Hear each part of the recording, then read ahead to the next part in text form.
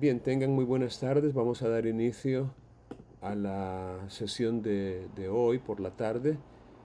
Y como siempre, si tienen alguna pregunta de las explicaciones que se han estado formulando, la pueden hacer en este momento. Si tienen alguna duda, algo que no les ha quedado muy claro, entonces podrían preguntar. Bien, entonces vamos a continuar con las explicaciones y nuevamente vamos a remitirnos al Código Procesal Civil y Mercantil y vamos a seguir leyendo las disposiciones que hacen referencia a las diligencias preliminares, que en otros países como en Argentina se les llama medidas preparatorias, precisamente por ese carácter que tienen estas diligencias de preparar, ya sea la demanda, la acción, el ataque, como la defensa, es decir, la excepción o la manera en que vamos a proceder en el caso de que se nos vaya a demandar a nosotros. Bien, voy a compartir de nuevo la pantalla para ir viendo aquí los ordinales que nos hacen falta. Recuerden que habíamos leído hasta el ordinal 10 y nos faltaría leer los ordinales siguientes. Sin embargo, les decía yo que en el caso de los ordinales 11, 12, 13, 14 y 15, nos está remitiendo a ciertos artículos del Código de Comercio. Por ejemplo, el ordinal 11º y el 12º nos remite al artículo 493 del Código de Comercio. Entonces es obvio que necesitamos a remitirnos a ese código, y aquí lo tengo yo en pantalla para poder ver esos artículos, comenzando con el 493. Ese artículo 493 está ubicado en el título cuarto, llamado Limitaciones de la actividad mercantil. Comienza con el artículo 488, que dice que los comerciantes, 488, los comerciantes deben ejercer sus actividades de acuerdo con la ley, los usos mercantiles y las buenas costumbres, sin perjudicar al público ni a la economía nacional. Y la violación de esta norma da derecho al perjudicado a pedir judicialmente que cese la conducta ilegal y a exigir la reparación aquí debería decir del daño. Bueno, hay un pequeño error aquí en esta ley, en este código, pero es obviamente a exigir la reparación del daño. Ahí le hace falta la letra D. Entonces hay una norma pues que exige a los comerciantes que sus actividades las ejerzan de acuerdo con la ley, los usos mercantiles y las buenas costumbres, y que no deben perjudicar ni al público ni a la economía nacional. Es en este título que aparece el artículo 493 y que hace referencia a los actos de competencia desleal. Vamos a ver, de hecho, el artículo 491 desarrolla qué vamos a entender por competencia desleal, y dice que es la realización de actos encaminados a atraerse clientela indebidamente. Es decir, todo acto que realiza un comerciante para atraerse clientela indebidamente se va a considerar como competencia desleal. y en especial los siguientes actos. Y entonces le da a partir de algunos literales cuáles son los actos que de manera especial se van a entender que son constitutivos de competencia desleal. Entonces, obviamente todo este contexto legal es necesario que ustedes puedan leerlo, ¿no? Para poder comprender cabalmente las diligencias preliminares que estamos estudiando en estos ordinales 11º y 12º, que hacen referencia también a la competencia desleal. Entonces traigo esto a cuenta porque es importante que ustedes sepan de que el Código Procesal Civil y Mercantil prácticamente lo que hace es un desarrollo adjetivo o procesal de disposiciones o de normas materiales o sustantivas que los encontramos en otros cuerpos legales, en este caso en el Código de Comercio, y que para poder comprender, digamos, la manera de proceder, tenemos que necesariamente, oíganlo bien, necesariamente tenemos que acudir a la norma sustantiva de la cual queremos obtener, digamos, algún resultado. Bueno, ya con eso, ahora sí, ya podemos leer el artículo 493, que vamos a ponerlo en letras un poquito más grandes para que ustedes lo puedan ver mejor.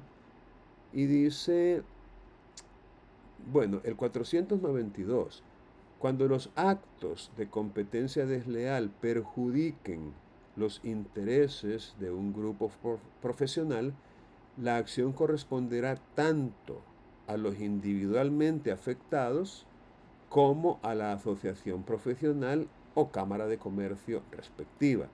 Es decir, cuando la competencia desleal afecte o dañe los intereses de un grupo, pues la acción se puede ejercer tanto individualmente como por parte de las asociaciones o cámara de comercio perjudicada.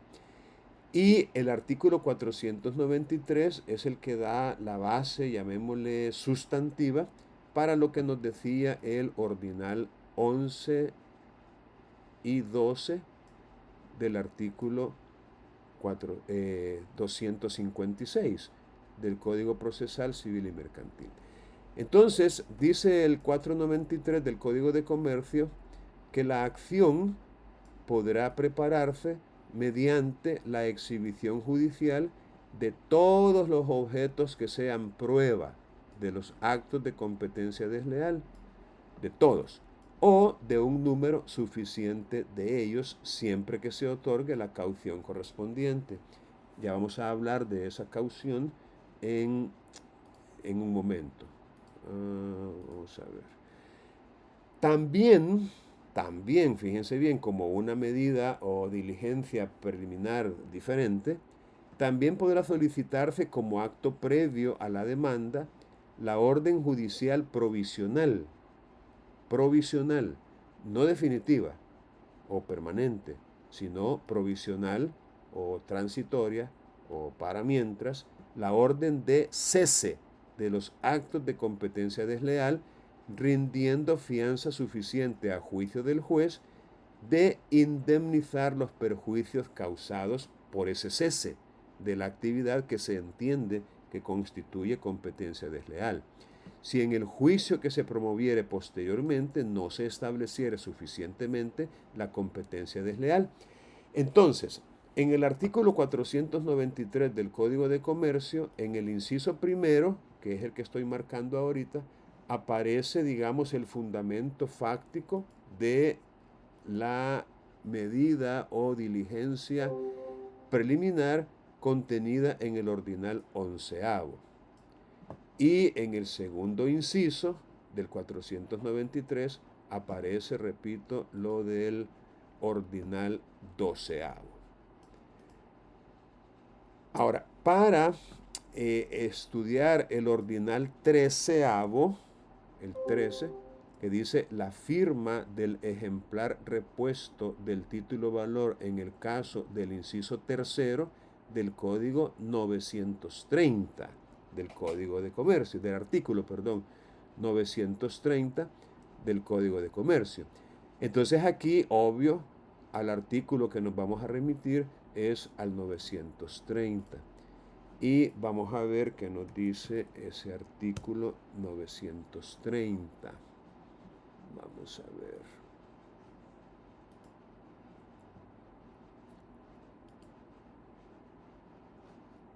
Ok.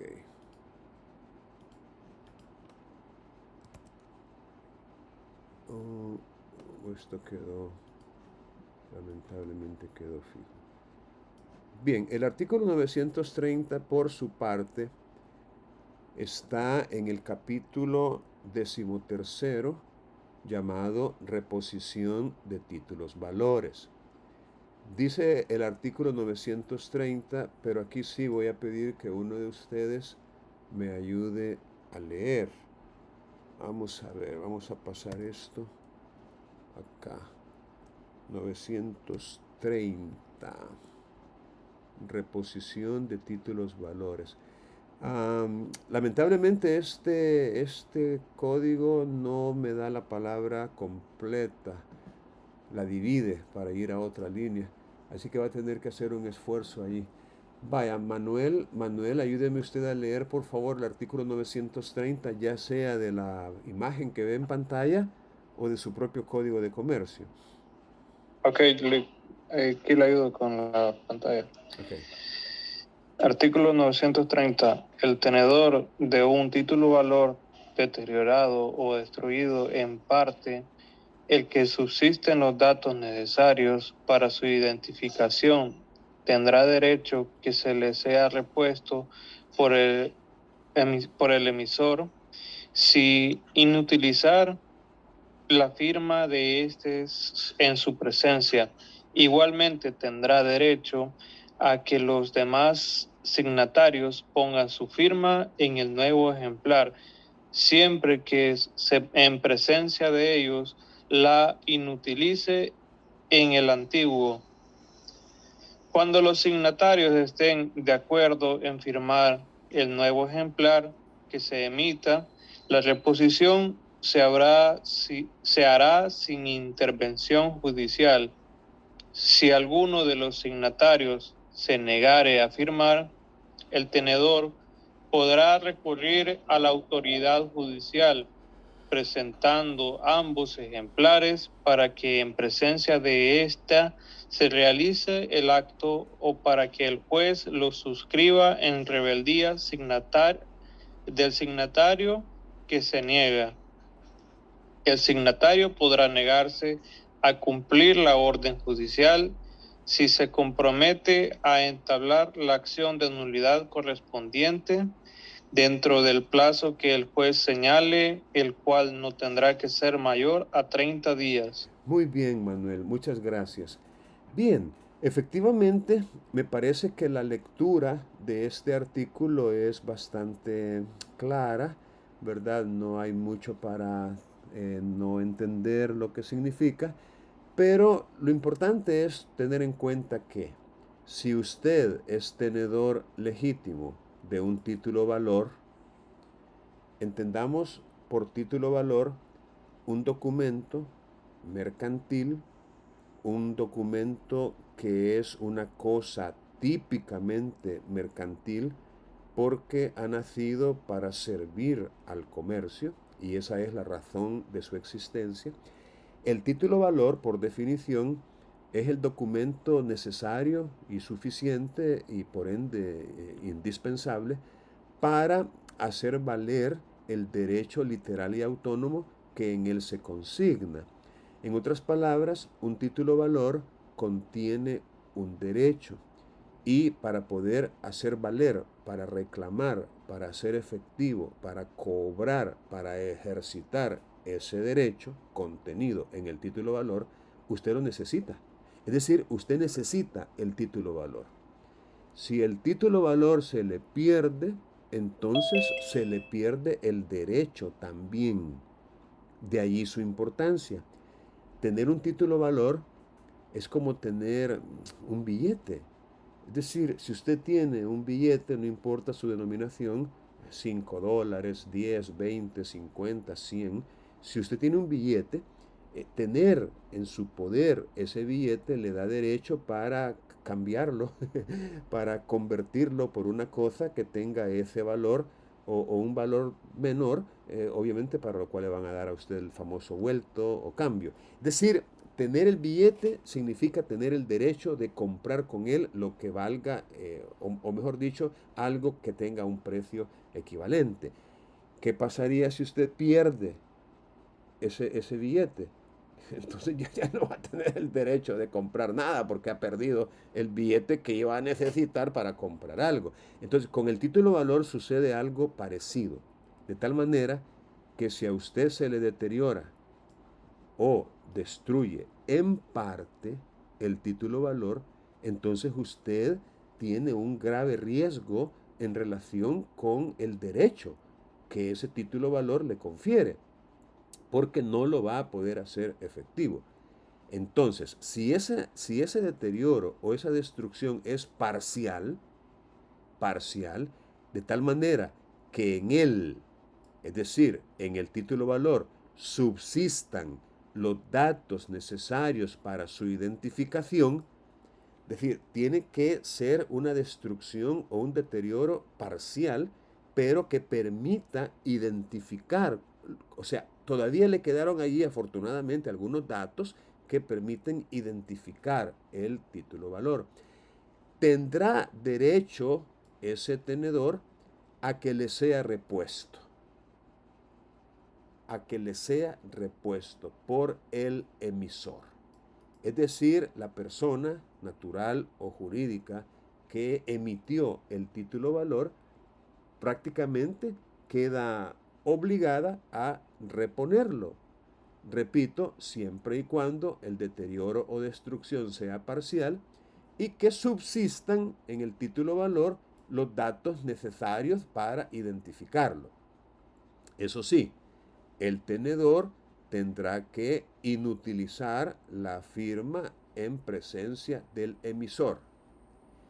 Ahora, si fueran varios los firmantes, a eso se refiere con la palabra signatarios, si fueran varios los que lo han firmado, entonces cada uno de los firmantes también tienen, llamémoslo así, la obligación, porque para el tenedor es un derecho y para ellos como signatarios es una obligación, de poner su firma en el nuevo ejemplar, siempre y cuando en presencia de ellos se inutilice en el título valor deteriorado.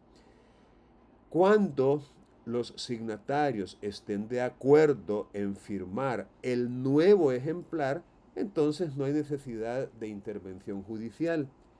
Pero si todos o alguno de los firmantes se niegan a firmar el ejemplar repuesto, o sea, el nuevo ejemplar que se ha emitido, o obviamente si niegan la emisión, el tenedor podrá recurrir a la autoridad judicial presentando ambos ejemplares para que en presencia de la autoridad judicial se realice el acto. ¿Cuál acto? La nueva firma del ejemplar que ha sido repuesto, la nueva firma. Ahora bien, si estas personas se niegan a pesar de haber sido citados por el tribunal, por el juez, entonces el juez puede firmarlo, ese nuevo ejemplar, en rebeldía de los signatarios que se niegan a firmar. Entonces, este es un caso muy especial en donde un juez actúa como representante legal, diría yo, sí, legal, porque no hay una representación convencional allí, a lo más judicial, pero me parece legal porque es la ley la que está diciendo de que el juez va a suscribir ese ejemplar en rebeldía. Entendamos por rebeldía ante la negativa, la reticencia o la renuencia del signatario de hacerlo él. Ahora bien, es posible que el signatario se niegue a cumplir con esa orden de firmar porque tiene motivos serios para entender que ese título valor, a pesar de estar deteriorado en parte, es nulo, es nulo. Si ese fuera el caso, entonces la negativa tendría sustento, estaría justificada, pero tendrá que comprometerse a entablar la acción de nulidad correspondiente. Es decir, el juez le va a decir, mira, ¿por qué no quieres firmar? Pues señor juez, no quiero firmar porque ese documento que se presume nosotros emitimos y que dice ahí que está deteriorado, en realidad es falso. En realidad esa firma fue falsificada, por ejemplo, o no había sido emitido por mi persona o por la sociedad a la cual yo represento. Es decir, ahí hay nulidad. Ok, está bien, no firmes, pero tienes que entablar, presentar la demanda pidiendo la nulidad de ese documento dentro del plazo de tantos días. Y entonces el juez le va a señalar un plazo para que demande la nulidad de ese título valor deteriorado o destruido en parte. Porque recuerden, no va a pedir la nulidad del ejemplar repuesto, o sea, del nuevo ejemplar, porque simple y sencillamente ese no está firmado. Te va a pedir la nulidad del deteriorado, del que se pretende reponer. Y ese plazo no puede ser mayor de 30 días. Por supuesto, podría ser menor, pero no mayor de 30 días. Ahora, después de haber leído el artículo 930, ya tiene un poquito más de, digamos, de sentido lo que dice el ordinal treceavo del artículo 256, que es el que estamos comentando, ¿no?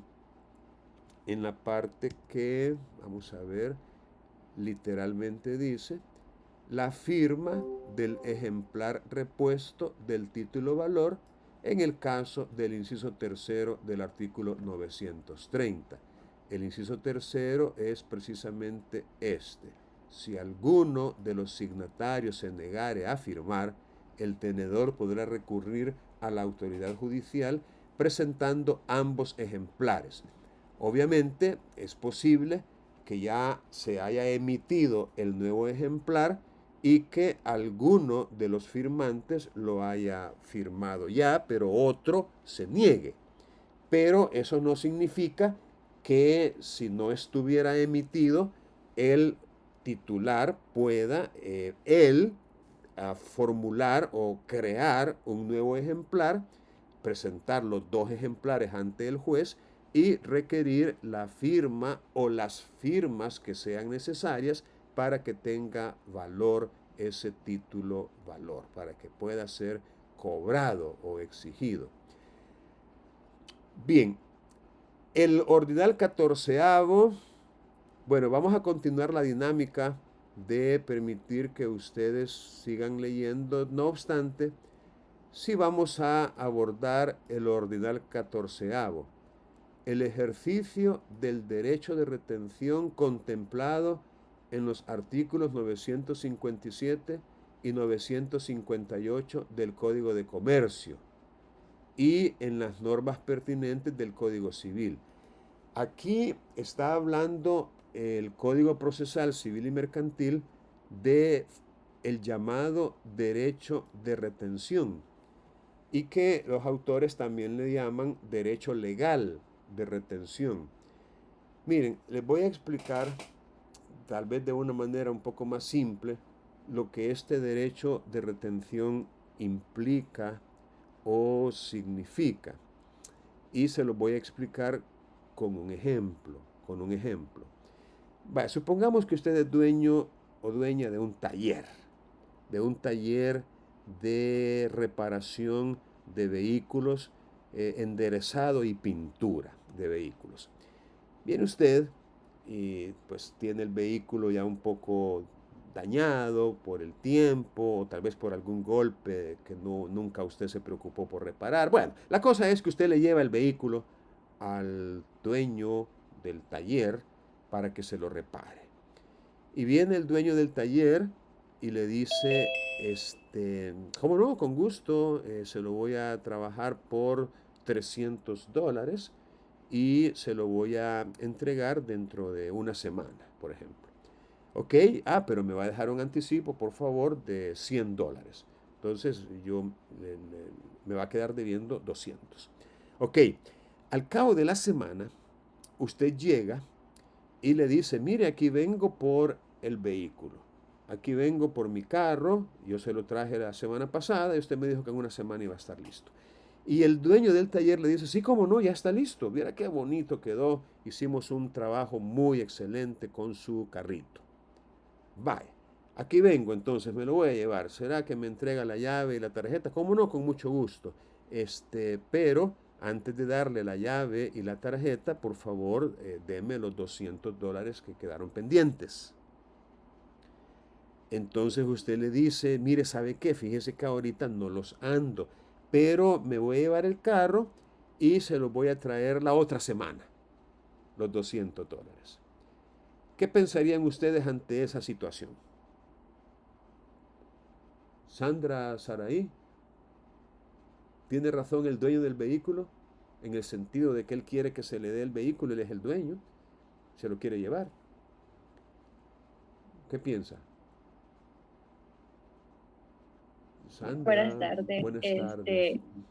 Yo creo que el dueño sí se lo puede llevar, pero igual tiene razón el dueño del taller en no dárselo, porque si él se lleva el carro no le va a querer pagar después. Entonces, Exacto. estaría más de acuerdo con el dueño del taller que con el dueño del carro. Ok, y precisamente, ese es un ejercicio legítimo de un derecho y se llama derecho legal de retención. Yo, acreedor tuyo, tengo algo en mi poder y lo tengo legítimamente. O sea, no es que yo te lo arrebaté o te domé, te engañé y entonces, o te lo saqué furtivamente, ¿no? Tú ni cuenta te diste cuando yo llegué ahí frente a tu casa y me traje el carro. No, fue legítimo. O sea, yo tengo el objeto en mi poder, pero legítimamente, sin haber violado ninguna norma, ninguna ley. Ok, lo tengo en mi poder, es cierto, es tuyo y como tal tú deberías tenerlo, pero como me debes, la ley me autoriza, me faculta para que yo pueda retenerlo. Retenerlo y te lo puedo dar si me pagas. Si no me pagas, pues esa negativa de pagarme me autoriza a mí para retener el objeto. Entonces, así es básicamente como funciona el derecho de retención. Pero, por supuesto, vamos a leer también lo que tienen que decir los artículos 957 y 958 para poder enriquecer el concepto. Vamos a ver. 957 y 958. Igual vamos a descargar un poquito la labor de la lectura y le vamos a pedir esta vez a Nayeli. Nayeli, por favor, lea, ya sea en pantalla o en su propio código de comercio, el artículo 957 y el 958. Vaya, solo lo busco, permíteme. También está en pantalla si no lo hallara. 957. Sí. Dice que el acreedor podrá retener los bienes de su deudor que por razón de créditos vencidos que deriven de actos mercantiles se hallaren lícitamente en su poder o los tuviere a su disposición por medio de títulos, valores representativos. El derecho de retención no cesará porque el deudor transmita la propiedad de los bienes retenidos. Hagamos un paréntesis después de esta lectura. Fíjense que aunque el dueño del vehículo lo vendiera esa misma tarde o digamos ese mismo día, como quien dice, ya voy a fregar a este dueño del taller, lo voy a vender el vehículo y que el nuevo dueño lo venga a reclamar. Algo así como quien dice, yo no te debo, ¿verdad? Te debía a aquel, pero yo ya le compré el carro a él, entonces el carro ahora es mío y yo contigo no he hecho ningún negocio, ningún trato, así que me das el vehículo o te meto preso, por ejemplo, ¿verdad? Entonces el dueño del taller todavía le puede decir, no, fíjate que el artículo 957 dice que el derecho de retención que yo tengo no termina ya solo porque mi deudor haya transferido la propiedad del vehículo que tengo retenido.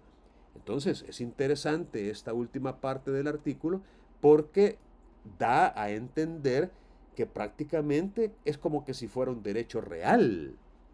Un derecho real es el que se tiene erga omnes, sin respecto a una persona determinada, sino que se tiene directamente sobre el bien, como que tal vez no es que sea un derecho real, pero participa de esa característica de los derechos reales, que se tienen directamente sobre la cosa sin referencia a una persona determinada. Entonces es interesante, repito, esta última parte y es necesario que le pongamos atención. No piense el deudor que se va a desligar o a desvincular de su obligación transfiriendo el objeto que está lícitamente retenido en poder de su acreedor. Y finalmente el 958. Continúe, Nayeli, por favor.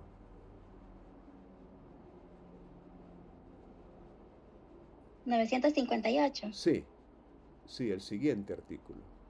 El derecho de retención podrá ejercerse por créditos no vencidos cuando se declare al deudor en quiebra, suspensión de pagos o en concurso, siempre que la deuda provenga de la enajenación, reparación o conservación del bien retenido. Muy bien. Esa es otra, digamos, otra norma legal que permite ejercer el derecho de retención aún por deudas que no son todavía exigibles.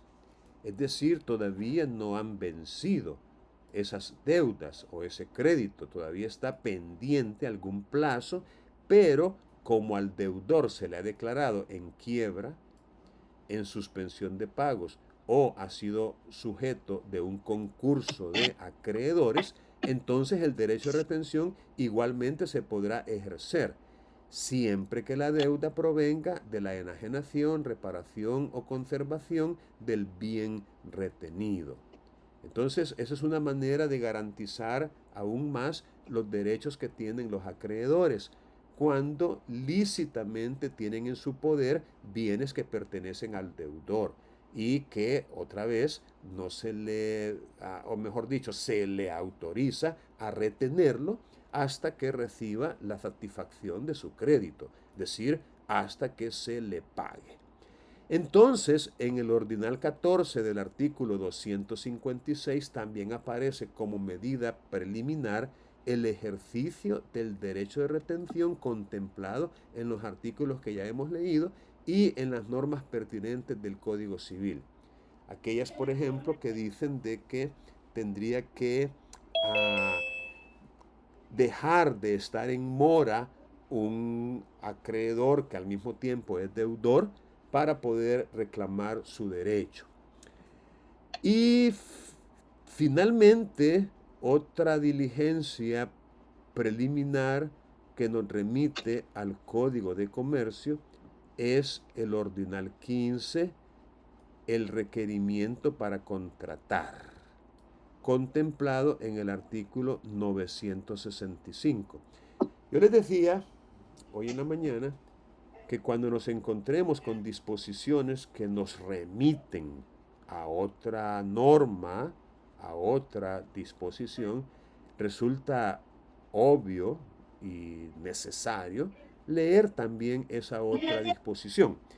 En este caso, vamos a leer el artículo 965, que es el que nos está remitiendo.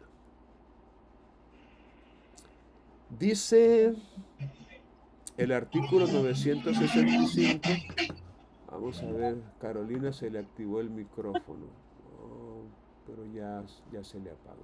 Ok, dice el artículo 965 que nadie puede ser obligado a contratar. Esa es como una regla general. Nadie puede ser obligado a contratar. Esa es la regla general. Si no, aquí se está abriendo la excepción, si no, cuando rehusarse constituya un acto ilícito. Fíjense qué interesante, estamos hablando de el derecho mercantil, capítulo 2, actos unilaterales y contratos. Y dice que nadie puede ser obligado a contratar, regla general, excepto o con excepción de aquel caso cuando rehusarse a contratar constituye un acto ilícito.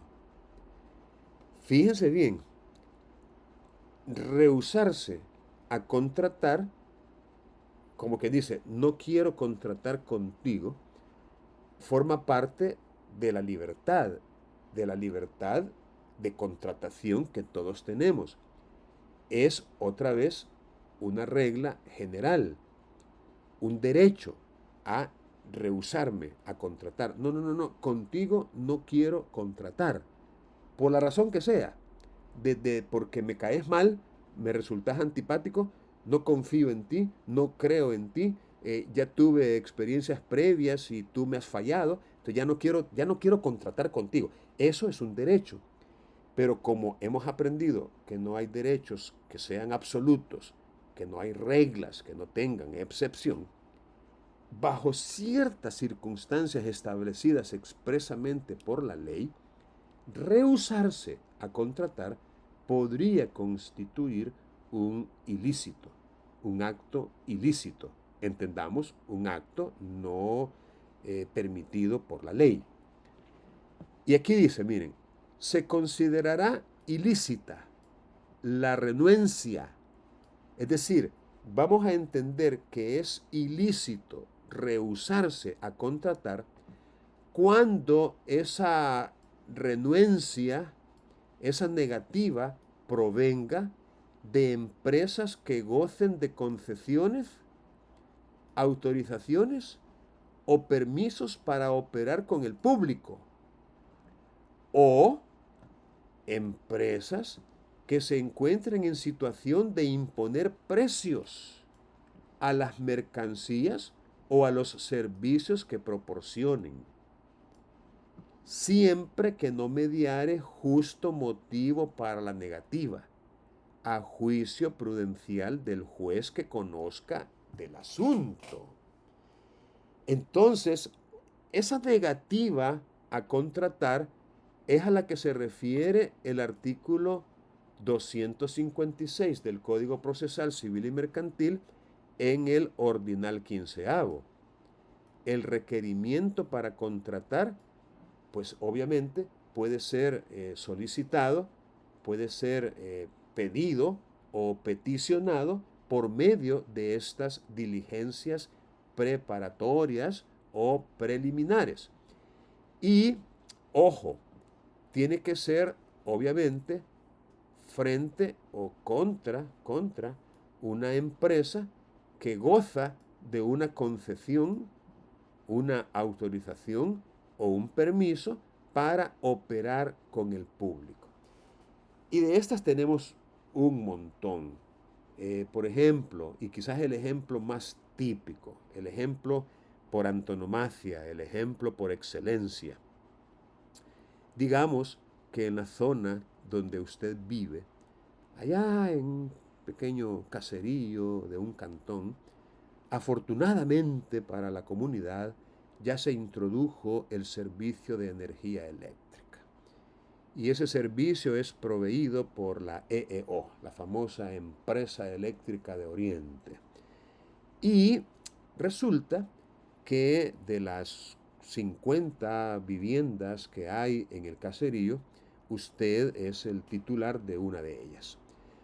Pero resulta que cuando usted presenta la solicitud para que le suministren energía eléctrica, pues viene el gerente o el supervisor o la persona que le atiende y le dice, no, disculpe, tengo órdenes expresas de que a usted no se le va a proporcionar el servicio. Así que no le vamos a dar trámite a su solicitud. Ese es precisamente, les repito, el ejemplo típico de una negativa a contratar que resultaría en principio ilícita. ¿Ilícita por qué? Porque EEO es una empresa que goza de una autorización, de un permiso, de una concesión, si se quiere, para operar con el público. Y de hecho lo hacen, operan con el público. Además de que están en situación de imponer precios a los servicios que proporcionan. Y de hecho lo hacen.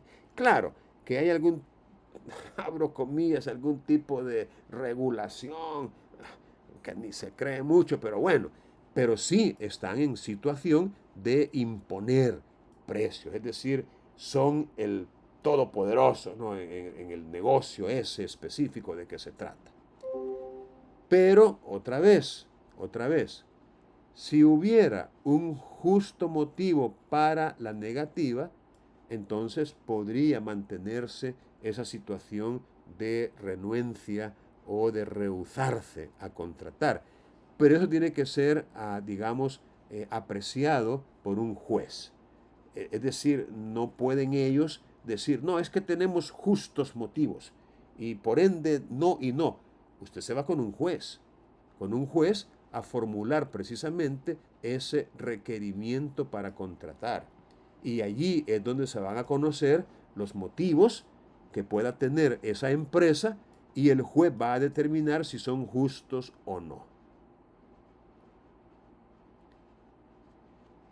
Quien se negare a contratar en los casos del inciso anterior podrá ser obligado a celebrar el contrato en igualdad de condiciones con las que acostumbre pactar con sus demás clientes, sin perjuicio de responder de los daños y perjuicios que hubiere ocasionado. Y el silencio de la empresa requerida para contratar se considerará como negativa a hacerlo. Entonces, vean qué interesante cómo el Código de Comercio nos plantea en su artículo 965 esta situación de una negativa injusta, injustificada y por ende ilícita para contratar y que la empresa puede ser obligada a celebrar el contrato en igualdad de condiciones con las que se celebran con sus demás clientes. Bueno, quiero aclarar que desde en puridad el término empresa está mal empleado en este artículo y quizás en otros, porque desde un punto de vista estrictamente jurídico, la empresa es una cosa mercantil, la empresa no es una persona o un sujeto. La empresa tiene dueño. Claro, obviamente el lenguaje se presta para equívocos y de repente nosotros necesitamos, como quien dice, enfrente de un término, obtener de él el significado que sea posible de obtener. Y entonces resulta obvio que vamos a leer entre paréntesis que se considerará ilícita la renuencia cuando provenga de los dueños de empresas que gocen de concesiones. Es decir, porque la empresa es una cosa mercantil. Entonces no se puede confundir la cosa con su titular. Y el titular de una empresa puede ser una persona jurídica o puede ser una persona natural. Pero decir empresa como referirnos a una entidad, a un ser, a un sujeto de derechos, es totalmente incorrecto. Porque, repito, es una cosa, la empresa, y las cosas no son sujetas de derecho. La empresa es un objeto sobre el cual un sujeto, tiene derechos. La empresa repito, un instrumento en las manos de su titular para ejercer el comercio. Quise decir eso, como quien dice, para aclarar, porque cuando yo leo, por ejemplo, el silencio de la empresa, si es que la empresa siempre está en silencio, la empresa es un objeto, no puede hablar, no puede decir nada, pero el dueño de la empresa, ese sí puede guardar silencio, la empresa no. Pero otra vez, son cuestiones semánticas que a lo mejor no tengan mayor relevancia, ¿verdad? Excepto cuando estamos en la academia. Bien, he leído el artículo 965, ojalá que también quede un poco claro a qué se refiere cuando nos dice el requerimiento para contratar también puede ser el objeto de una diligencia preliminar. Y bueno, este otro ordinal 16 también es bastante claro, ¿verdad? Dice la petición para que la persona que haya administrado bienes de otro rinda cuenta de su gestión, en cuyo caso se le intimará para que la presente dentro de un plazo prudencial que el juez señalará, el cual no podrá exceder de 30 días. Rendir cuentas de su gestión, es decir, cuando uno es, comisionado, autorizado, delegado para administrar un negocio, un patrimonio, es obvio, resulta obvio que hay que rendir cuentas cuando se administran bienes ajenos. Yo no tengo por qué rendir cuentas de la administración que hago de mis propios bienes. Pero si por cualquier título yo resulto ser administrador de bienes ajenos, entonces tengo que rendir cuenta. Es lo que no quieren aceptar muchas personas que administran fondos públicos, pues, o sea, no son de ellos. O sea, tienen que rendir cuentas, eso es lógico. Pero bueno, no nos metamos por el momento en esos berenjenales. Pero este ordinal 16avo dice que el titular de esos bienes, de ese patrimonio que ha sido administrado por otro, puede perfectamente pedir que la persona que administró esos bienes rinda cuenta, explique qué pasó, qué hizo, qué fueron las acciones, las actividades, los negocios, los contratos, las compras, las ventas. Es decir, que rinda cuenta pormenorizada de su gestión, en cuyo caso se le intimará para que la presente dentro de un plazo prudencial que otra vez no podrá exceder de 30 días. El juez, analizado el asunto y determinado que efectivamente administró bienes ajenos y que quien está pidiendo esa rendición de cuentas es el titular de esos bienes, entonces el juez le va a decir, mira, te doy 15 días, te doy 20 días, te doy 25 días, te doy 30 días para que rindas cuenta de tu gestión. Y finalmente, en el ordinal 17º, vamos a ver si lo puedo sin que desaparezca. En el ordinal 17º, ay, qué barbaridad, siempre desaparece. Dice la exhibición y reconocimiento de los registros contables y demás documentos relacionados con el giro de las empresas mercantiles, previo señalamiento de día y hora, cuando su titular tuviere interés o responsabilidad en el asunto de que se trate. Se parece bastante al del ordinal 16, lo único que se circunscribe a las empresas mercantiles.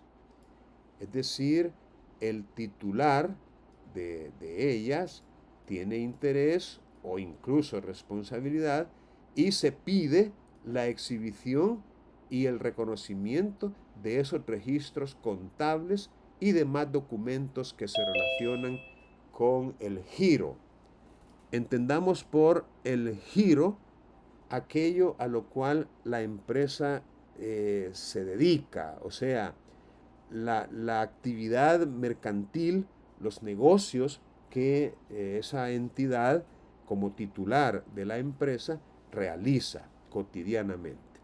Entonces, en ese caso, se ordena por parte del tribunal la exhibición y el reconocimiento de esos registros y demás documentos, señalándose un día y hora para hacerlo.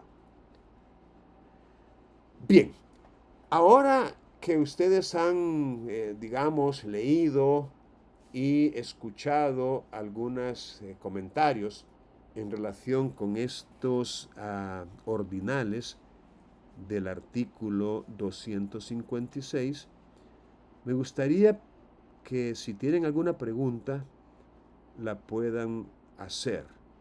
Recuerden que no todo lo que leemos, no todo lo que escuchamos, pues vamos a comprenderlo, ¿no? Así de primas a primeras.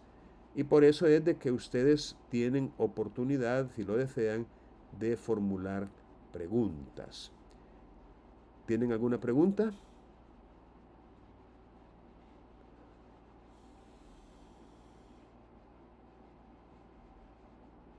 Bueno, si no tienen ninguna pregunta, vamos a continuar. Vamos a continuar y vamos a leer ya aspectos puramente procedimentales. Es decir, vamos a aprender ahorita quién es el juez competente para conocer de estas diligencias preliminares, y para ello vamos a leer el siguiente artículo, que sería el artículo 257. Vaya, para ello le vamos a pedir, siempre se ocultan, no sé por qué, 257, tal vez si lo hago desde aquí.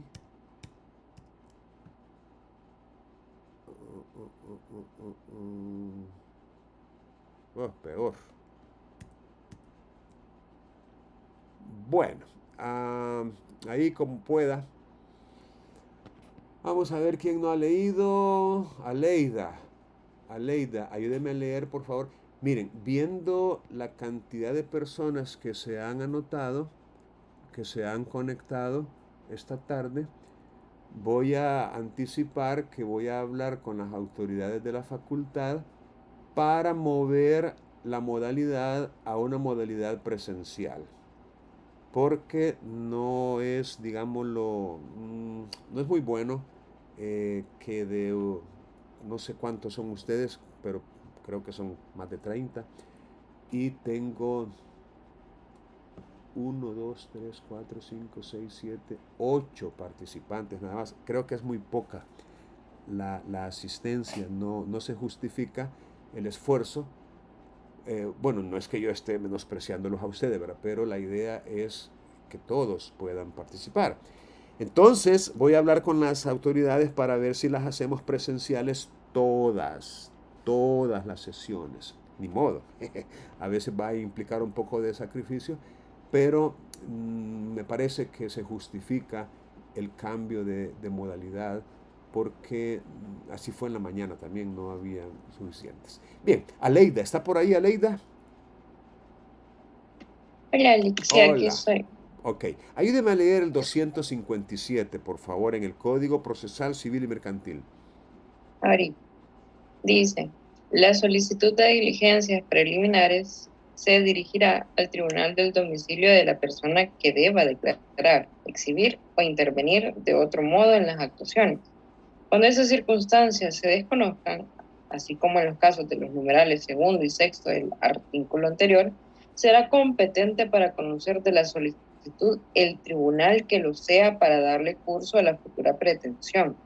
La competencia será examinada de oficio por el tribunal, sin que quepa impugnarla a instancia de parte. Muy bien, gracias, Aleida.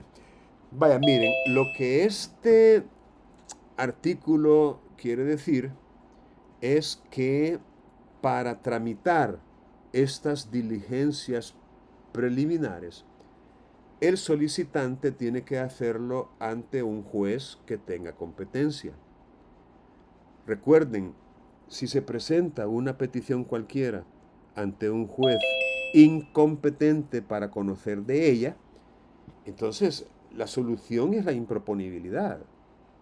Y en el mejor de los casos, el reenvío de ese expediente al juez que se considera competente, en el mejor de los casos. Pero no siempre sucede así. Muchas veces simplemente se declara incompetente por razón de la materia, cuantía, grado o territorio y se declara improponible la petición, la pretensión, la solicitud.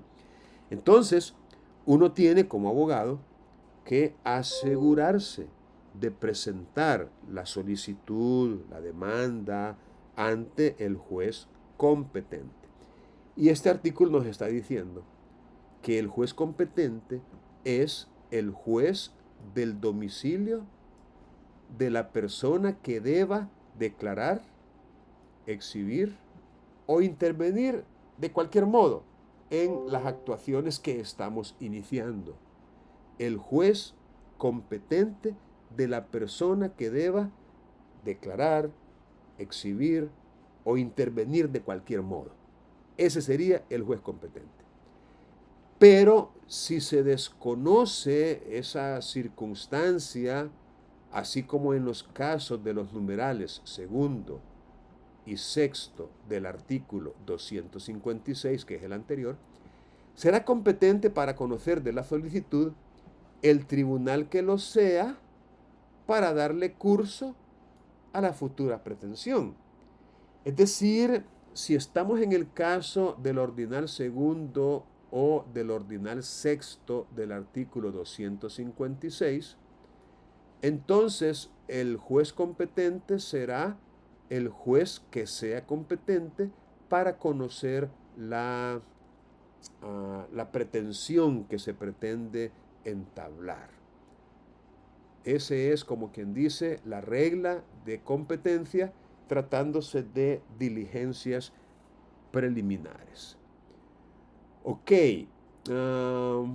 Keren, ayúdeme a leer el artículo 258 directamente en su código o en pantalla, si lo puede hacer ahí.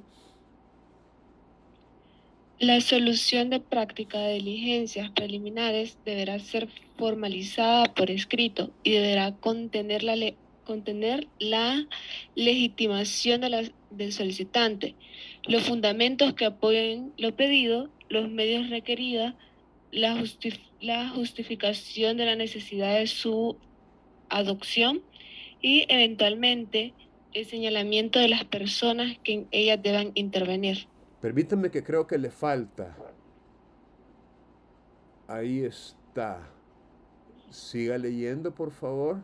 En los casos del apartado cuarto del artículo 256, las diligencias preliminares solo podrán ser solicitadas por quien sea considerado sucesor o por quien acredite ser socio o comunero. En la solicitud deberá constar además el ofrecimiento de caución para responder de los gastos y de los daños y perjuicios que puedan ocasionarse a las personas cuyas intervenciones sean requeridas. Si en plazo de un mes desde la conclusión de las diligencias el solicitante ha interpuesto la demanda ni ha justificado debidamente causa que lo impida, la caución se perderá a favor de dichas personas. Muy bien. En el artículo 258 tenemos nosotros la base legal de lo que debe contener la solicitud. La solicitud para la práctica de diligencias preliminares, fíjense bien, deberá ser formalizada por escrito. A pesar del famoso principio de oralidad, que nosotros hemos aprendido ya lo que significa, y que entendemos que el proceso civil y mercantil será predominantemente oral, pues hay todavía algunas actuaciones, algunos actos que tienen que formalizarse por escrito. Y este es otro ejemplo. La solicitud de diligencias preliminares tiene que hacerse por escrito. Y esa solicitud debe contener, si pudiéramos enumerar los requisitos para que le admitan la solicitud a trámite, esos requisitos serían los siguientes. Primero, la legitimación del solicitante. No cualquiera podría solicitar, sino alguien que esté debidamente legitimado. Estar legitimado equivale a tener un interés cierto, un interés jurídicamente protegido, equivale a ser alguien que tiene derecho a pedir. O sea, la legitimación, repito, debe estar debidamente acreditada. No podemos o no se puede por cualquiera, en el solo interés de la ley, por ejemplo, o de las buenas costumbres, o de la moral, o porque me di cuenta, yo como abogado que hago casos pro bono, o sea, gratis, vengo aquí a pedir. No, tiene que estar, repito, debidamente legitimada la persona que va a solicitar esas diligencias. También los fundamentos que apoyen lo pedido. Aquí vamos a entender como los hechos, la base fáctica sobre las cuales usted basa la petición de medidas preliminares, los hechos sobre los cuales descansa, y por qué no decirlo, si hubiera fundamentos de derecho, pues también habría que incluirlos en esta parte de los fundamentos, tanto de hecho como de derecho, y que sustentan la petición. Luego, como tercer requisito, ¿cuáles son las medidas específicas que usted necesita? ¿Qué es lo que quiere que el juez haga? Dígaselo de manera puntual, clara, concreta, directa, concisa, precisa. No puede usted dirigir una petición en términos ambiguos, inciertos, indeterminados, confusos, difusos. No, todo lo contrario. Entonces, usted tiene que incluir. Ahora, ¿por qué les estoy diciendo esto? Porque ustedes van a preparar solicitudes de medidas preliminares y tienen que saber qué es lo que tiene que contener la solicitud. Entonces, las medidas requeridas. La justificación de la necesidad de su adopción. Esto es otra cosa. Una vez que usted describe o enumera o enlista la medida o las medidas que requiere, tiene que, como quien dice, explicar el por qué esas medidas son necesarias. ¿Por qué es necesario hacer eso que usted está pidiendo? Eso es la justificación de la necesidad de adoptar esas medidas. Y obviamente, en el caso de que hayan personas que deban intervenir en cualquier modo, ya sea mediante una exhibición o mediante un reconocimiento, mediante una declaración o qué sé yo, las personas que deban participar, a las cuales usted les está dirigiendo la petición por medio del tribunal, esas personas también tiene usted que señalarlas. Ahora, aquí dice señalarlas, pero obviamente tenemos que individualizarlas. Tenemos que mencionar de ellas su nombre, su edad, si la conocemos, su profesión u oficio, la dirección donde puede ser localizado para efectos de citación, su domicilio para efectos de fijar la competencia. Es decir, si tenemos el número del documento de identidad, porque en algún documento por ahí, algún contrato o algo, conste el documento, incluir el documento. Si tenemos el NIT, porque no está homologado con el documento, pues también el NIT. Es decir, individualizar a la persona mencionando los datos de ella, los datos de esa persona. Y también en la solicitud tiene que ir el ofrecimiento de caución. ¿Qué entendemos por caución? Mire, la caución es una garantía. Es como el ofrecimiento que hacemos de un medio de seguridad o de garantía para que en el caso de que hagamos incurrir en gastos o, peor, que le ocasionemos perjuicios o daños a alguna persona, pues que le sean reparados. O sea, lo que aquí nos da a entender es que la solicitud de diligencias preliminares debe incluir el ofrecimiento de una caución que sirva para garantizar el pago de una indemnización a aquellos que podamos perjudicar. Esa caución, pues, podría ser el ofrecimiento de una suma de dinero, es decir, el depósito, la consignación de una suma de dinero. Señor juez, en base al artículo 258, inciso último, ofrezco como caución para responder de los gastos y daños que se puedan ocasionar a la persona cuya intervención requiero, la cantidad de $500 para que sean depositados en el fondo, en la cuenta de fondos ajenos en custodia del Ministerio de Hacienda y que puedan eventualmente servir precisamente para cubrir esos gastos o esos daños y perjuicios. Es decir, ofrecer una caución, repito, es poner a disposición del tribunal un medio idóneo para garantizar. También podría ser una fianza extendida por una entidad especializada y que se dedica a eso. Los bancos, por ejemplo, a veces dan por una cantidad de dinero, ofrecen una fianza bancaria para poder cubrir esos aspectos que pueda causar la práctica de las diligencias que estamos solicitando. En otras palabras, debemos estar conscientes de que si solicitamos medidas o diligencias preliminares, podríamos afectar el bolsillo, el giro, el desarrollo normal de los negocios de una entidad, de una empresa, de una sociedad o de una persona natural, y que pues la ley de alguna manera dice, mira, tú puedes causar un daño, entonces tienes que repararlo, porque tú eres el que está solicitando estas medidas. Entonces hay que ofrecer caución.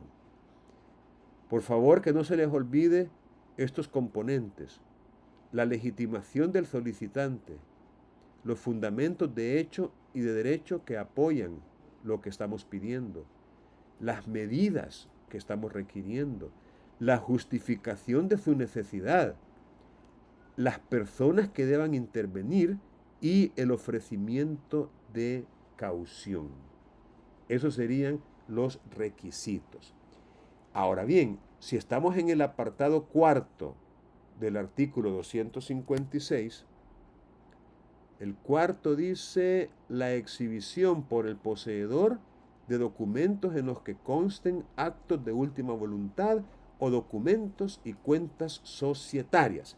Entonces, para eso, de acuerdo con el artículo que estamos analizando, hay que ser o considerarse sucesor o acreditar ser socio o miembro de la comunidad, es decir, copartícipe, copropietario, codueño, coposeedor, es decir, comunero. En otras palabras, si estamos en presencia de ese ordinal cuarto del artículo 256, la legitimación implica ser o considerarse sucesor. Considerarse porque podría resultar a la luz del testamento que estamos pidiendo que se exhiba, que no tenemos ningún derecho, que nos excluyeron. Ejemplo, yo como hijo del testador, vengo, pido el testamento porque creo que en ese testamento yo pueda ir mencionado. Me considero sucesor, no que lo sea, pero me considero. Entonces tendría que demostrar por lo menos que soy hijo, ¿verdad? Para que se pueda tener por legitimada mi intervención. Ok, termina el artículo diciendo que si en un mes, desde la conclusión de las diligencias, el solicitante de las mismas no ha interpuesto la demanda, ni ha justificado causa que lo impida, entonces esa caución se va a perder en favor de las personas que han sido, digamos, afectadas o requeridas. Es decir, se va a hacer efectivo pues el pago de esos gastos y de esos daños y perjuicios que se hubieran ocasionado a las personas cuya intervención sea requerida. Bien, una vez que se ha presentado la solicitud y que ésta contiene todos los elementos que han sido mencionados, el artículo 259 habla sobre la decisión de ella. Vamos a ver quién me hace falta aquí para leer. Kenny. No sé si ya leyó Kenny, pero si ya hubiera leído, pues lea otra vez. Kenny, por favor. Artículo 259.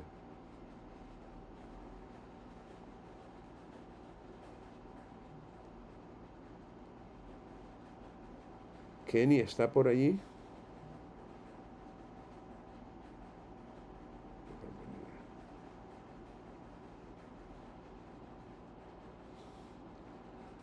Kenny, esa es otra de las desventajas que tiene este sistema de virtualidad, que muchas veces las personas simplemente se conectan, pero luego se van.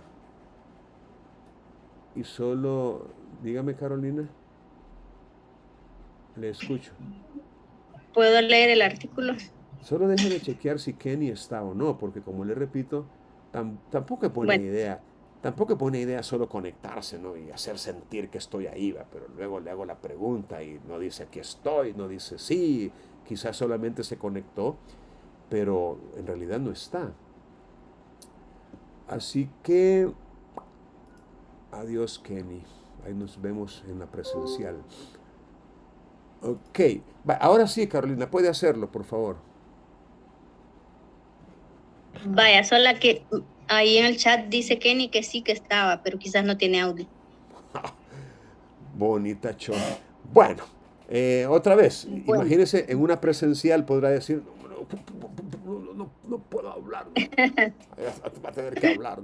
Vaya, miren, que nos quede como moraleja, miren, hagamos el esfuerzo. Yo creo que para otras cosas a lo mejor lo logremos. Asegurémonos de estar con lo que necesitamos.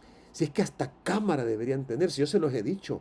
O sea, hasta cámara. Y cuando vamos a participar, que se vea nuestra cara. ¿Y cuál es el problema? Pues, no, que el problema es lo que tengo allá atrás. Ok, use un fondo. Si ahí el Zoom le permite usar un fondo.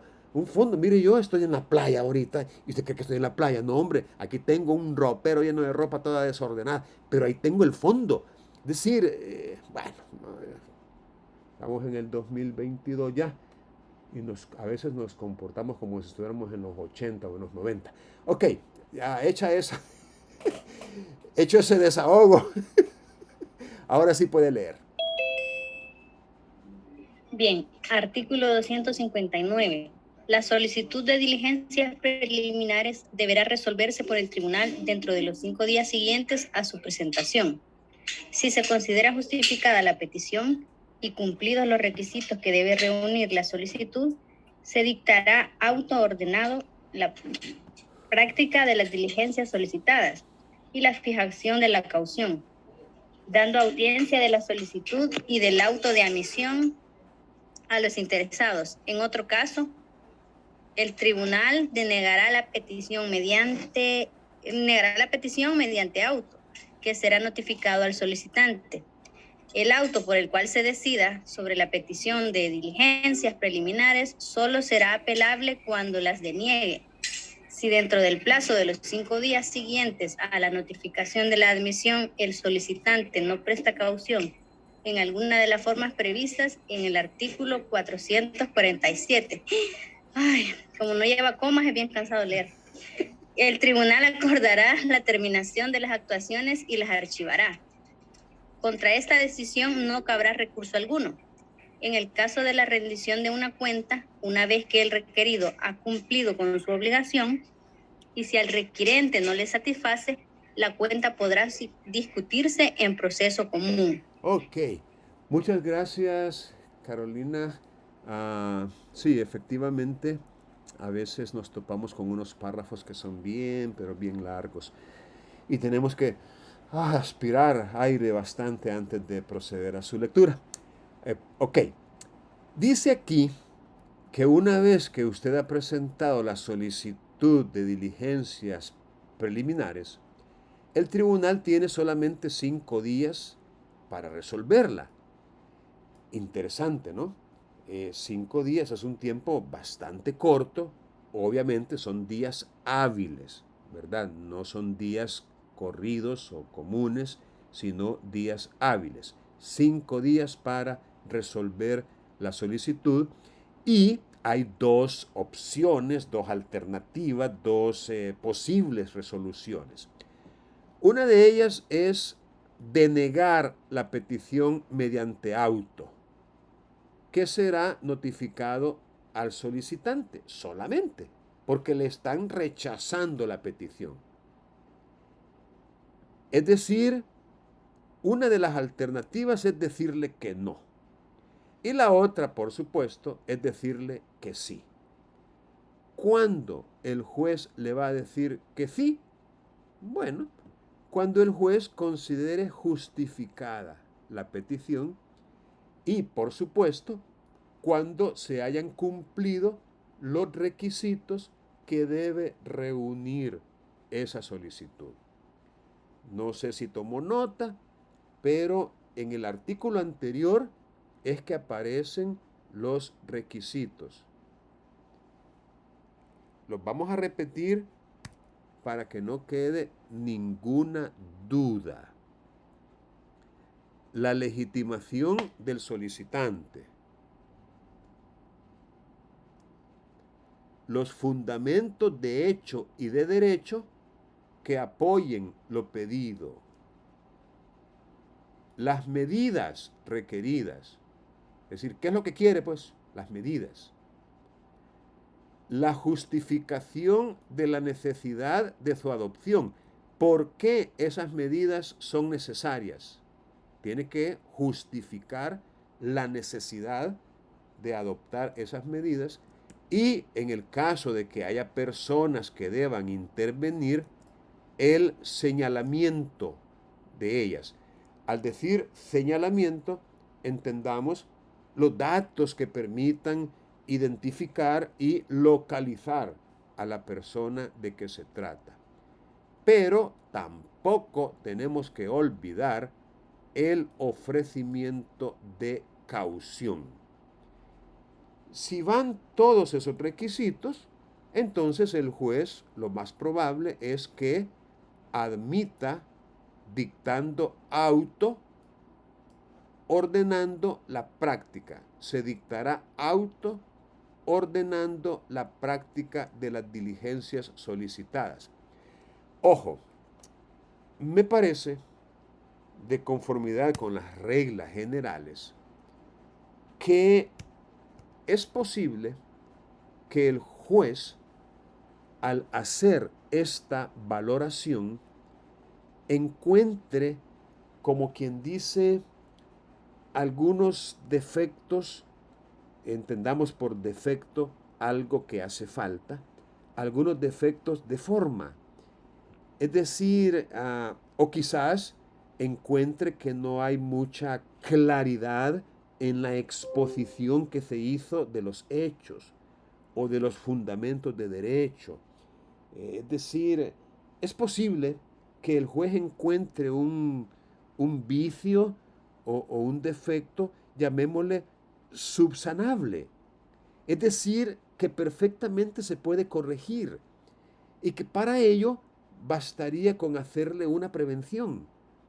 O sea, no hay ningún óbice, no hay ningún obstáculo, no está prohibido que el juez le pueda formular alguna prevención. Ejemplo, por recibida la solicitud de diligencias preliminares presentada por el licenciado o la licenciada fulana de tal, y notando el suscrito juez que la exposición de la justificación de la medida resulta muy deficiente, debiendo ésta ser ampliada, previénesele para que amplíe un poco más la necesidad de la adopción de esa medida que está solicitando. Ejemplo.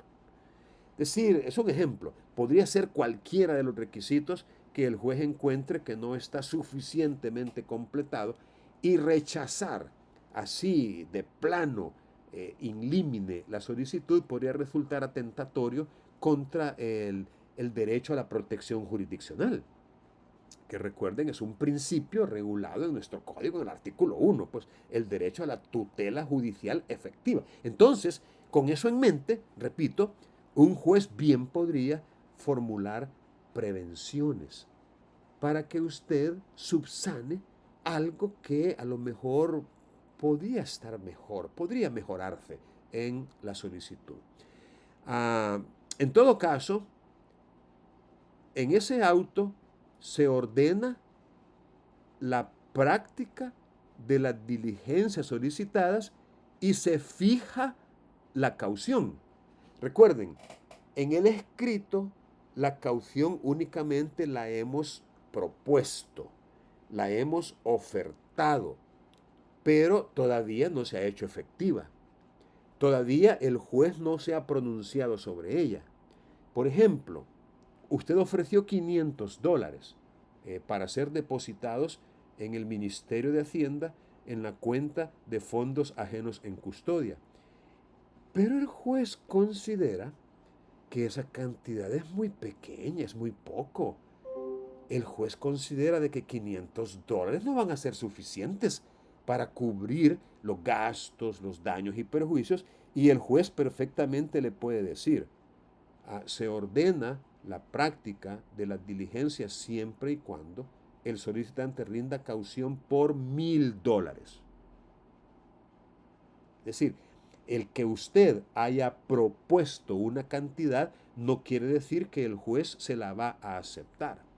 Me atrevo a decir que igual, si usted ofreció 1,000 y el juez dijo, caramba, 1,000 es demasiado. No. Fíjase la caución en 500. O sea, a la inversa también se podría dar. ¿Y por qué no, pues? ¿Y por qué no? Quien puede lo más, puede lo menos. Si puede aumentarle la caución, igual se la puede disminuir. Es decir, eso queda a juicio prudencial del juez. Ahora bien, una vez que se ha dictado ese auto, en ese mismo auto se va a dar audiencia de la solicitud y del auto de admisión a los interesados. El auto, ese auto del que estamos hablando, solo será apelable cuando la deniegue. Es decir, si el juez rechazó de plano la práctica de esas diligencias que usted solicitó, si las denegó, si las rechazó, entonces usted puede acudir en apelación ante la Cámara de Segunda Instancia. Pero si usted es una de las personas cuya intervención se ha requerido y usted siente que esas medidas están injustificadas, que son innecesarias, que no tienen base legal, que no tienen sustento en los hechos, que son totalmente antojadizas, que no tiene usted nada que ver en el asunto, pero aún así están pidiendo una conducta de su parte, usted no tiene derecho a ningún recurso. Usted como persona, cuando las diligencias se ordena su práctica, es decir, cuando se admite la solicitud y se ordena la práctica, ahí no tiene usted ningún recurso, pero el solicitante, si se las deniegan, él sí tiene derecho a ese recurso de apelación. Entonces, esto podría ser como un ejemplo de una excepción al principio de igualdad procesal. Hemos aprendido que, de acuerdo con el artículo 3, creo, no me acuerdo bien el número, pero hay un artículo que dice igualdad procesal. Las partes tendrán iguales oportunidades dentro del proceso. Pero vaya, miren aquí, el solicitante se las deniegan, puede apelar. Pero el requerido las admiten, no puede apelar. Puede ser, repito, una excepción al principio de igualdad procesal y que valdría la pena que ustedes lo tomen en cuenta.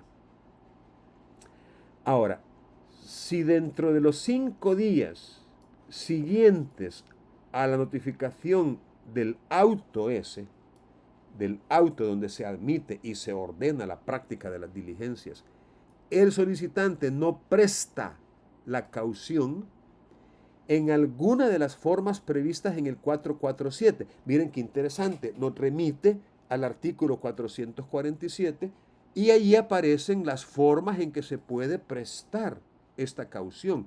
No solamente el ofrecimiento de una suma de dinero, sino que en el 447 habrán otras formas de presentar caución y vamos a ver si las podemos revisar.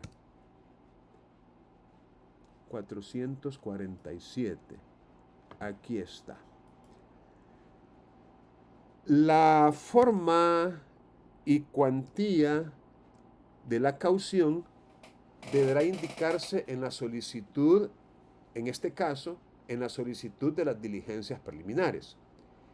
Y podrá ofrecerse en dinero en efectivo, cheque de gerencia o de caja, garantía bancaria o de instituciones afianzadoras o en cualquier otra forma admitida en derecho, siempre que a juicio del juez garantice la inmediata disponibilidad de la cantidad de que se trate. Entonces, aquí está en el artículo 447 las maneras en que se puede otorgar esa caución. Efectivo, cheque de gerencia o de caja, garantía bancaria o de instituciones afianzadoras o cualquier otra forma admitida en derecho, siempre que garantice la inmediata disponibilidad. En ese sentido, yo creo que una hipoteca, por ejemplo, que es una caución por excelencia, pero una hipoteca no garantiza inmediata disponibilidad. No garantiza. Un fiador, como una persona natural, tampoco. Un banco sí, o una institución afianzadora, porque esas le dan la orden y ahí va el pago. A un fiador, una persona natural, común y corriente, le dan la orden y se esconde, se va y no cumple y le da lo mismo, pero un banco no. El cheque de caja es un cheque que los bancos emiten, responsabilizado su pago por el banco mismo. Es decir, ese es como efectivo, o el efectivo en sí. Entonces, es importante, repito, que tomen en cuenta eso, ¿no? Nos remite al 447. Y en el caso de la rendición de una cuenta, sigue diciendo el artículo 259, una vez que el requerido ha cumplido con su obligación y si al requirente no le satisface, la cuenta podrá discutirse en un proceso común al requirente. Es decir, es probable que aquel a quien se le ha exigido, a quien se le ha requerido que rinda cuentas, lo haga. Ahora, esa cuenta podría no ser satisfactoria para el requirente, para el solicitante. Pues, y en ese caso, no solo porque la rindió, se va a tener por aceptada. No, todavía se puede discutir en un proceso común esa cuenta. Incidente de oposición. Creo que tenemos todavía tiempo para analizar este artículo. Incidente de oposición. Vamos a ver.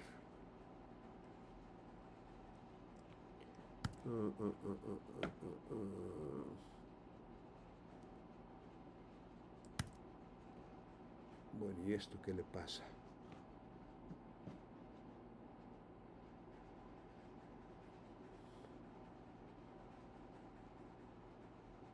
Miren qué tristeza, de cómo me pierde. Vamos a ver desde aquí. Negativo, no me deja ver bien. Ya sé por qué es. Por esto era. Ahora sí. Vaya, veamos el incidente de oposición y vamos a pedirle apoyo con la lectura. Vamos a ver, yo creo que ya todos ustedes leyeron. Bueno, Byron, ayúdeme usted por favor a leer el artículo 260. Byron, si está por ahí, por favor, gracias. Sí, aquí estoy. ¿Me escuchan? Sí, se le oye muy bien. Ok. El incidente de oposición, artículo 260. Dentro de los 5 días siguientes a la notificación del auto en que se acuerda la práctica de diligencias preliminares, el requerido podrá oponerse a ellas mediante escrito debidamente fundamentado y dirigido al tribunal. Recibido el escrito de oposición, se convocará a los interesados a una audiencia que se celebrará dentro de los 5 días siguientes con arreglo a las normas del proceso abreviado.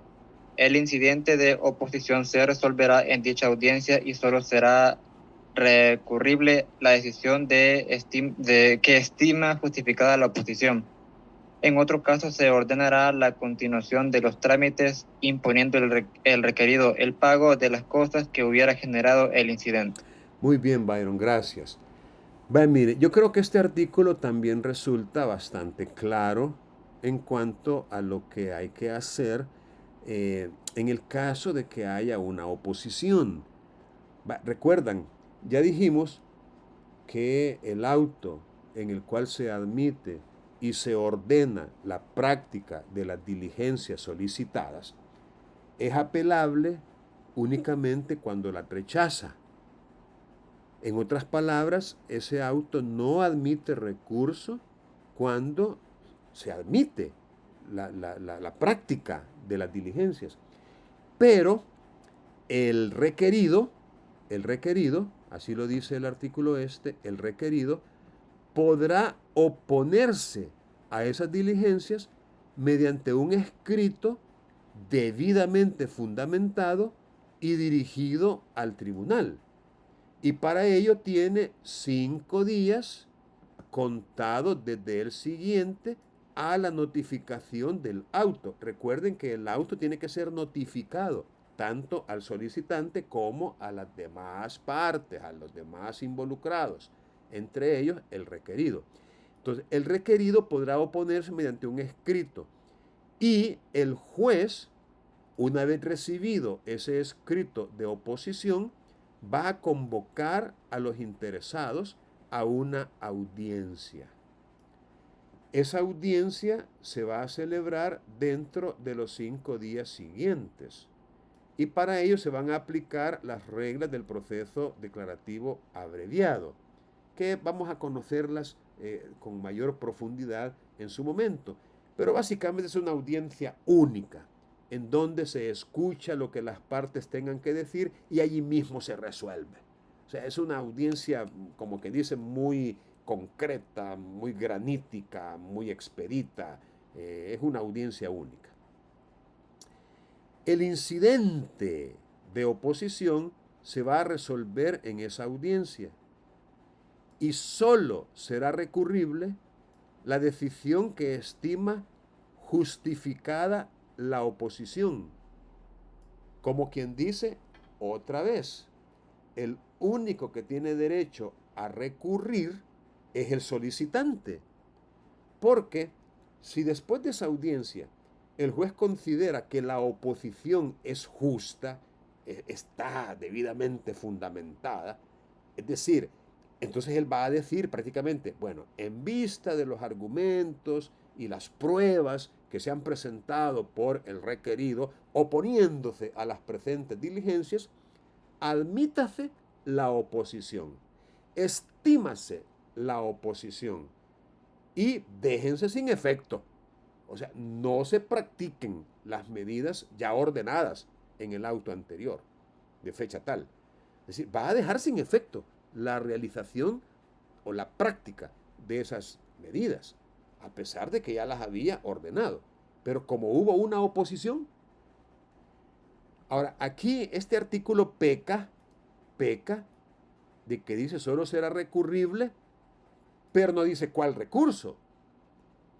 Porque aquí podríamos hablar de un recurso de revocatoria o de un recurso de apelación. Entonces, integrando las normas procesales, el recurso sería apelación. Porque si el auto estima justificada la oposición, le está poniendo fin. Es un auto definitivo.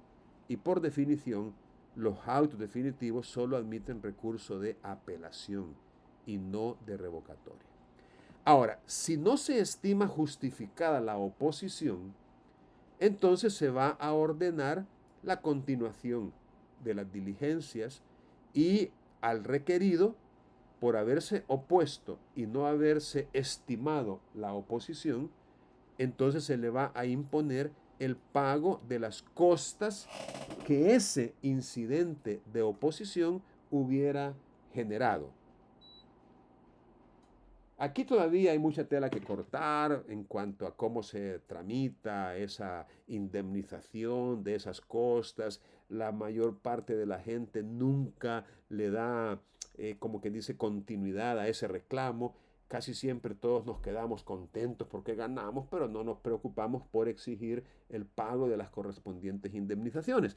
Pero por lo menos nominalmente se le imponen las costas del incidente al requerido por haber perdido, digámoslo así, por no haber logrado que se desestimaran las diligencias mediante su oposición. En el artículo 261 encontramos de manera muy puntual para la mayoría, no para todos, pero por lo menos para la mayoría de los casos, cuáles son como las consecuencias o cuál es la efectividad de las diligencias preliminares que han sido solicitadas. Es decir, ¿qué es lo que se va a resolver? Yo les pediría que ustedes lean con lupa el artículo 261 porque según el caso concreto que ustedes tengan en sus manos, esto les puede ayudar para incluirlo en la parte petitoria. Porque recuerden, toda solicitud es eso, solicito, pido a usted lo siguiente. ¿Qué es lo que va a pedir? En el escrito, recuerden el escrito. Porque aunque no lo dice expresamente, pues, ¿cómo no? Las medidas. Entonces, ¿qué es lo que va a pedir? Aquí usted puede, de alguna manera, fundamentar las medidas o, digamos, de manera muy directa, qué es lo que usted quiere que se haga. Y entonces aquí usted puede encontrar, dependiendo el caso concreto, qué es lo que usted puede pedir. Y finalmente, el artículo 262 habla sobre la aplicación de la caución y las costas. Que como les repito, las costas casi nunca son reclamadas y la razón es histórica. Resulta que están basadas en un arancel judicial que no ha sido actualizado y que tiene valores muy por debajo de los costos reales en que se incurren. Es decir, incluso creo que ni siquiera se ha actualizado a dólares. Todavía está en colones. Colones dejó de existir en el país desde como el 2001, 2002, ya 20 años atrás. Pero la ley esta tiene unos valores, unos precios o honorarios que son bajísimos del siglo XIX. Entonces, por eso es de que nadie reclama, porque no es que si le pagó al abogado $600, no es que va a ir a reclamar la devolución de esos $600. Allá la ley le da una tabla que si lo que se reclamó es tanto, entonces va a ser el tanto por ciento. Y total es que un abogado, según esa ley, andaría ganando unos 15, $20 por un proceso. Es absurdo. Entonces por eso es que más o menos no se pide. Ok, creo que hemos llegado al final de la sesión y vamos a finalizar. Aquí tengo yo, voy a tomar una captura de pantalla de las personas conectadas y eso será suficiente para incluir en el listado de asistencia. Miren, 1, 2, 3, 4, 5, 6, 7 personas. Byron, Carolina, Flor de María, Giovanni, Keren, Manuel y Sandra Saraí. Eso es lo que vamos a poner en la lista de asistencia. Y como les anticipo, vamos a ver si podemos obtener autorización para la presencialidad, porque no me gusta así, no creo que sea. Y es más, no voy a publicar este video, no lo voy a publicar. Ok, placer saludarles, pasen muy buenas tardes, es todo por ahora.